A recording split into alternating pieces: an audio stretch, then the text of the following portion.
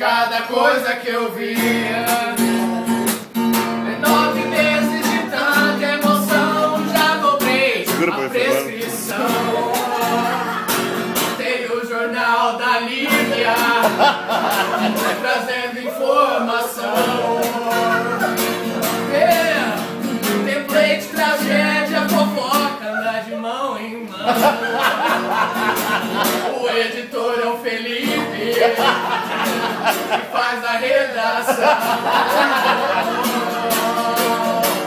No fundo, cortando a madeira, cuidado que o James vai pegar, ele não é fácil. E tem o Marcinho, que come quietinho. Ele é o senhor, o mestre dos magos. Você está aprisionado na caverna dos dragões. Coitada da Adriana, e tanta bização.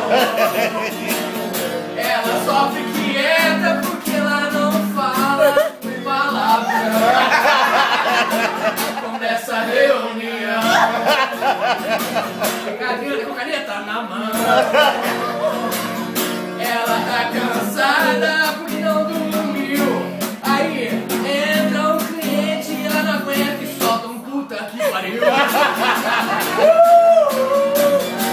E tem o Fabiano, jogado demais, tomando Red Bull. E aí ela entregue o homem vende demais.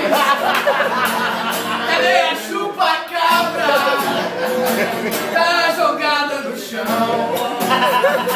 Não acredito, não pedir a minha pedra, amanhã quem está? Sai, sai, sai correndo, o Edmilson chegou.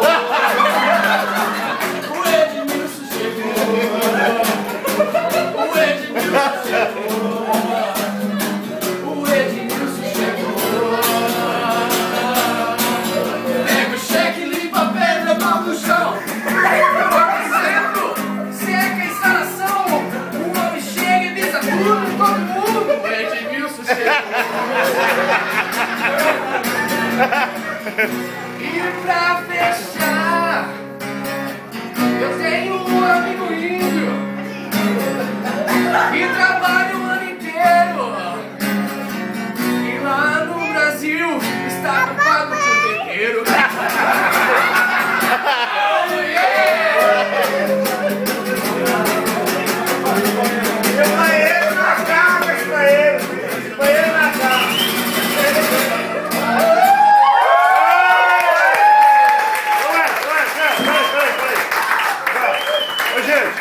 Agora vai me fazer 2 imitações aqui, Wellington. Tchau. Ô, Wellington, põe lá agora.